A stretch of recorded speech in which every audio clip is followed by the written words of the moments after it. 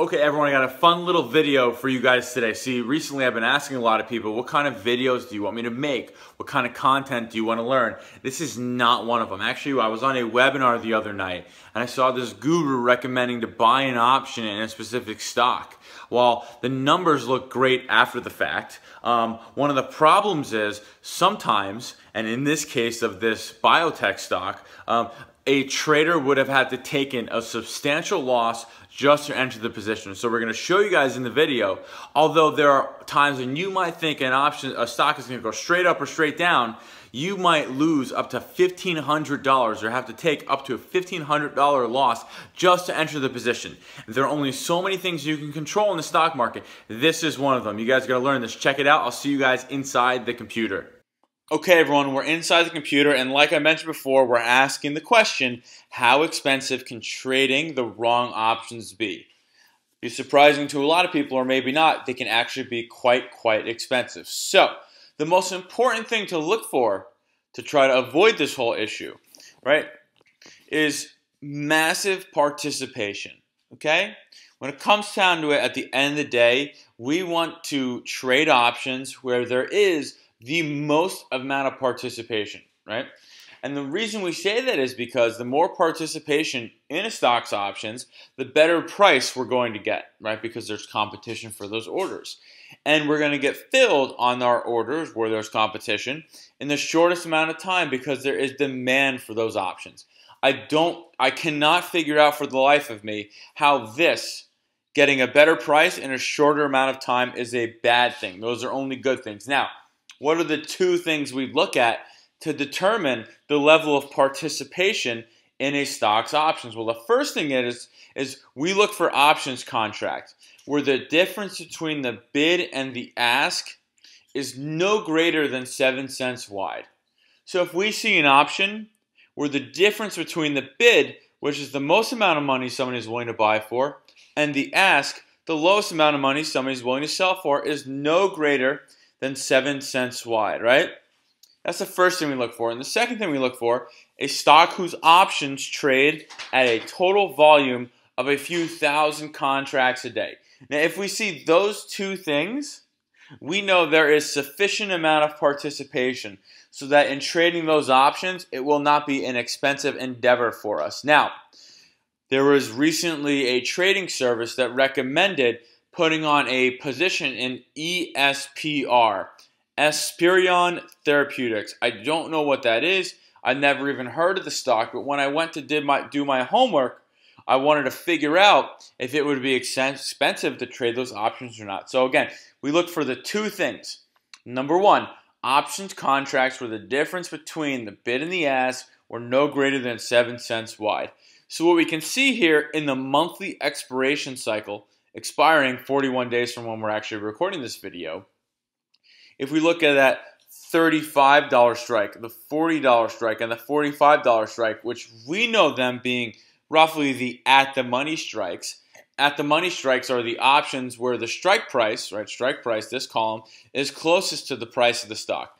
Those typically have the biggest participation because that's where a lot of the hedging goes on. So again, we want to see options where the difference between the bid and the ask are no greater than 7 cents wide.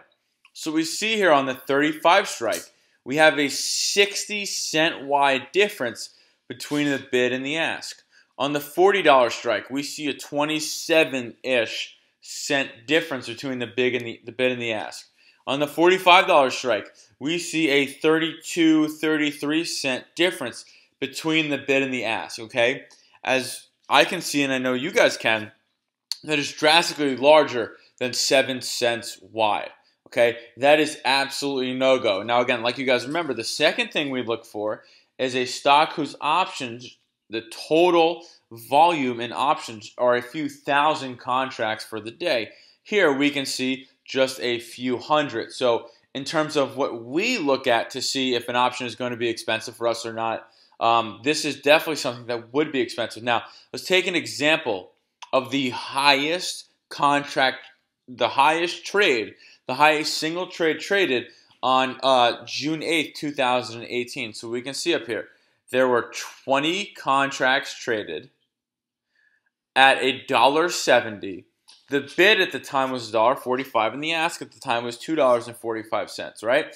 So at that time, the mid price was $1.95, right? Between $1.45 and $2.45, which is 50 cents away from the bid and the ask, okay? Now, as we can also see, the trade was done at $1.70, okay? So if the trade was done at $1.70, that was only 25 cents away from the bid and 75 cents away from the ask. Now, you might be saying, why is that a big issue? Well, if we think about mid-price, if we assume mid-price is fair value, the buyer would have already profited 25 cents per contract, or $500, because they were able to buy $25 below quote-unquote mid-price.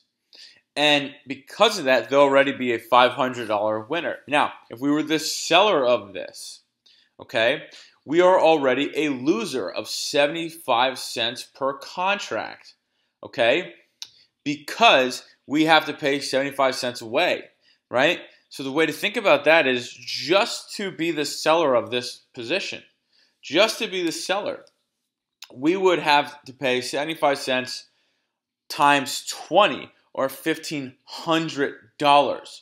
Okay, so that's pretty bad. So while this big time guru was recommending this, you can see how easily we could be at a substantial loss, a $1,500 loss just to enter the trade. And this is not just a fantasy. This is a reality.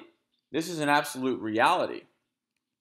So, wrapping up, in the stock market, there are only so few things that we have 100% control over, right? One of those things are trading the right options. And remember, what do we want to focus on here? Number one, options where the overall amount of options traded on a given day is in the few thousands. As we can see here, looking at, what is this stock? ESPR. We only see a few hundred. So that's the first rule. And the second thing is, obviously, options where the difference between the bid and the ask is 7 cents or less, meaning we won't have to take a meaningful loss to enter the position. Now, I know that there will be times when people think, oh my God, this stock is definitely going to go up. Oh my God, this stock is definitely going to go down. I think this is a great opportunity to put on an options trade.